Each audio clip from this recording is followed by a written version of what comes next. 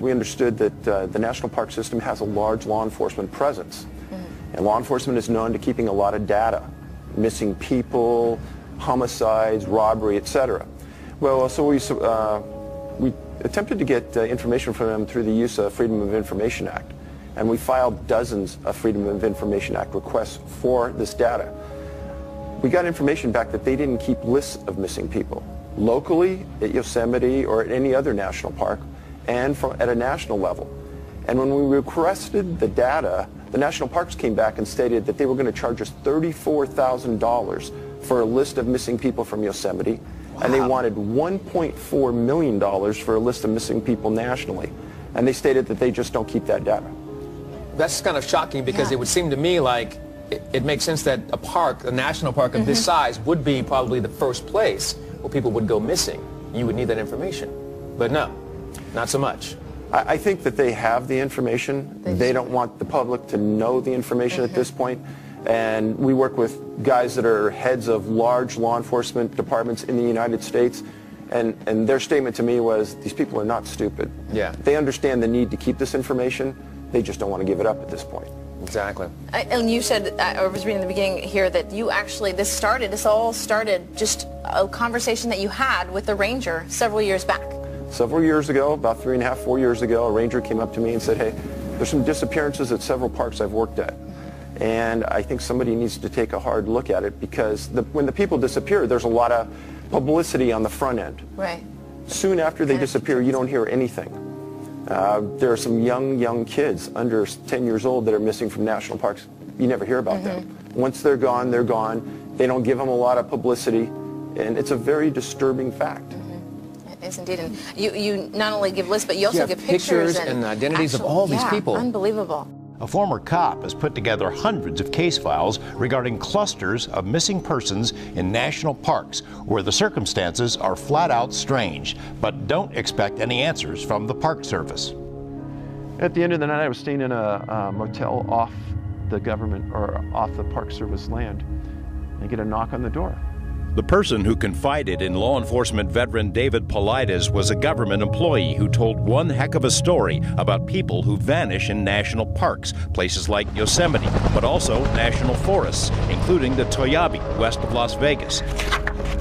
In the years since the knock at the door, Paulides has scoured small-town newspaper archives and pestered federal agencies for records. He found so many cases of missing people that a planned book became two, filled with more than 400 cases of people who went into national parks but never came out. People disappear in the wilds all the time, and we're talking about something different. These were unusual things that don't make sense, that happen to cluster together in 3 to 4, sometimes as many as 20, 30 people missing at one location. The individual cases are strange enough, Paulides says, but stranger still were the reactions of federal agencies when he asked for public records. And when we FOIA'd them, we got a response back that they don't keep any lists of missing people. The response was not only no, but hell no, he says. So he began putting his own list together and discovered what appears to be nearly 30 clusters of disappearances in national parks and forests, cases which meet a narrow set of odd characteristics. The people who vanish often do so right under the noses of others, in many cases of kids, their parents' noses. Being parents and being responsible people, we understand there's no way my son or daughter wouldn't know the way back from being just down the road getting the ball. But it happens all the time. It happens all the time. The missing defy logic. They hike uphill, for instance, often steep climbs. Children as young as 2 or 3 are found a day or two later many miles away and over mountain ranges. Some kids are found in phenomenal distances away that would make no logical sense to any parent. Weird things happen to their clothing. The missing often shed their clothes right away, even in bad weather. Clothes are found sometimes neatly folded, but not the people. The ranger described to me, if you were standing straight up and you just had your shirt or just had your pants on and you melted directly into your pants, that's what it looked like to him. The pants were laying on the ground in a very neat pile.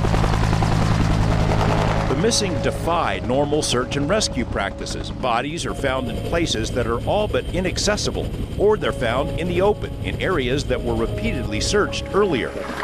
Bloodhounds or other tracker dogs are often befuddled. If the dog can't find a scent, that's a red flag. If a dog, a canine dog, a trained dog, is put on the scent at the point last seen and it lays down and it doesn't want to track anymore, red flag.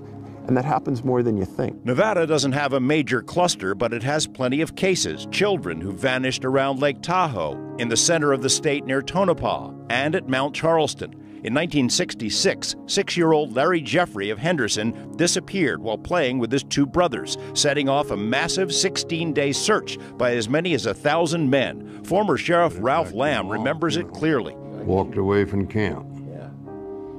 Never did hear from him, never did see him, never did find him. We had hundreds of people there working, almost shoulder to shoulder. There's no large predators per se. So we can't worry about mammals taking him. And he was in a fairly remote area where there's no vehicular access, so there's no car abduction. This boy just walked into oblivion. And in an age where you have aircraft up looking for the boy, you have 800 people scouring the mountain. You should be able to find him. That coupled with, if he was deceased, part of that ongoing effort is bringing in cadaver dogs. The odor coming off the body, they should have found that. They didn't. Other aspects of this mystery are even more bizarre, though difficult to explain in just a couple of minutes. Example, many of the vanished who are found alive are kids, too young to speak, or kids who can't communicate because of disabilities. Some who are found alive say they can't remember what happened to them. In his books, David Paulides reports on why some obvious explanations simply don't apply here, but he stops short of giving his own theory or explanation. I know you've been haunted by the case of 14-year-old Stacy and Aras or Aris. Can you explain? Yeah, Stacy was 14 when she went on a horseback trip with her dad and 7 other people in the Sunrise Meadows area up in Yosemite. And what happened was that her dad, her, and this group of people all got on horses, and they rode for 6-7 miles into the backcountry. They stopped at a series of small cabins, and they all got out and they went in and cleaned up. Stacy cleaned up, and she came out and she told her dad that she was going to go outside and take some pictures with her camera. And there was a 71-year-old man that was on the trip that was sitting on a boulder about 100 feet away, and she told her dad, "Hey, I'm going to go sit with this man and take pictures of the view out over this lake."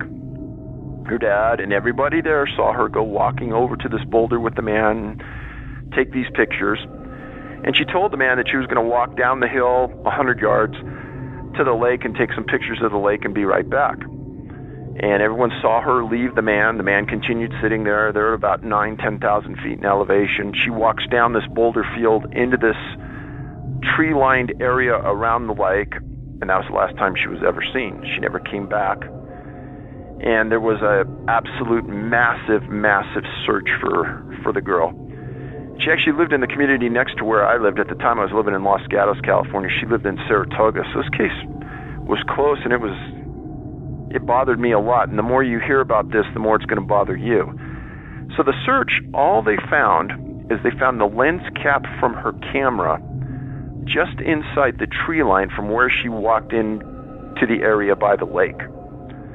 And I spoke to her uncle, who went to the scene and assisted in the search, and said, "Hey, Dave, it was comprehensive. It was intense. It went on formally for 10 days, informally for 2 weeks. They brought in helicopters with forward-looking infrared radar. They brought in umpteen dozens and dozens of professional search and rescue people. They found nothing." He says, "The only thing we found was that lens camp. There were no other tracks. There was nothing. It's like she vanished." So there was essentially nothing about that case for 25-30 years.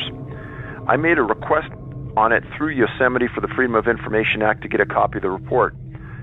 A special agent for the Park Service named Yu, last name Y-U, called me and asked me why I wanted the report. And I explained that we were doing some research on search and rescue, and we specifically were looking into people who disappeared at Yosemite, and we wanted to see what in the report there was there. And he said there was nothing there. And I said, "Well, are there any suspects? Is it a criminal case?" He said, "No, it's a missing person case." I said, "Has anybody looked at it in the last 10 or 20 years?" He says, not that I can think of. And I said, so there's no suspects. There's no work done on the case. She hasn't been found. Correct. I said, okay, well, could you send me a copy of the case? He said, nope. I said, why not? He says, because it's an open case and you'll never see it. I said, but we've gotten dozens and dozens of missing persons cases from the Park Service. Why not this case? He goes, you'll never see it. And we got off the phone. I went to my local congressman in Campbell. I appealed through him. His representative in Washington, D.C. met with a representative from the Department of the Interior, and I got an answer back saying they won't release the case. The family of Stacy got a hold of me. They publicly asked for the case. It was denied. They made an appeal through the Park Service so the family could read the case. And this is dragged on, I think, for 2 or 3 years, and they still haven't seen the case. So what happened to Stacy? Don't really know. But according to the Freedom of Information Act, and what the law is intended to do is to give us access to information that our government has. This isn't a criminal case. There are no suspects. There's no crime that is thought to have occurred. Nobody can explain to me or that family why we can't see that case. And in order for you to know, the real story behind it, you need to know what happened. And that is exactly what you're trying to accomplish here. And isn't FOIA, Freedom of Information Act, isn't that our right as tax-paying citizens to obtain without being questioned? And the amusing part about that is that when Obama came into office, he talked about a new phase of openness in our government. And honestly, I'm shocked that, it's typical for the Park Service to refuse us. I'm shocked that they're refusing that family. People have asked me if I've ever had this silence around me before. And one time I was hunting with a friend who was in his 60s. And we were way up in the Northern California mountains in the middle of nowhere. And beautiful day, wind was blowing a little bit, and we're walking together, and something struck me, and I stopped and I said, Frank, you hear that? And as quiet as this phone line is, that's how quiet it was. And we looked up to the top of this Douglas fir tree a couple hundred feet up, and the tree's blowing. There's no sound in the forest. There's no squirrels. There's no leaves rustling. And he went and he sat on the other side of the tree. I sat on the near side of the tree, kind of watching each other's backs. We sat there for 30 minutes. And then all of a sudden, the sound came back. And things, I can't explain this, but things felt normal again.